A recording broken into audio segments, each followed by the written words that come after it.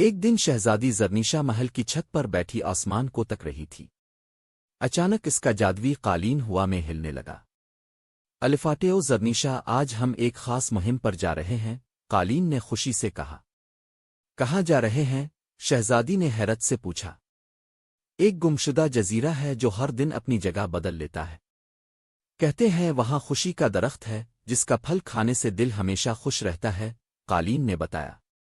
شہزادی فوراً تیار ہو گئی۔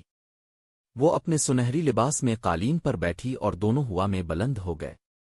دریا کے نیلے پانی کے اوپر الفاڑتی ہوئے وہ کئی پہاڑوں، گھنے جنگلوں اور قوس قزح کے پار سے گزرے۔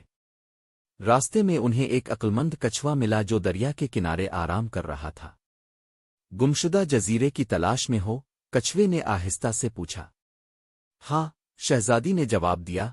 کیا اب جانتے ہیں وہ کہاں ہے؟ کچھوا مسکرایا۔ وہ جزیرہ صرف ان کو نظر آتا ہے جن کے دل میں سچائی اور ہمدردی ہو۔ تمہیں ایک امتحان سے گزرنا ہوگا۔ شہزادی نے سر ہلایا۔ میں تیار ہوں۔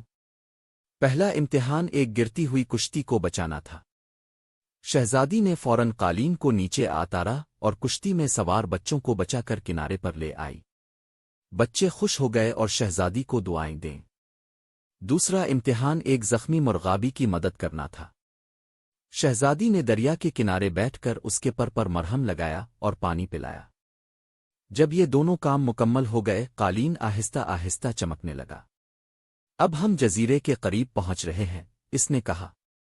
تھوڑی دیر بعد نیلے پانی میں ایک سبز وادی دکھائی دی جو پہلے وہاں نہیں تھی۔ جزیرہ واقعی جادوی تھا۔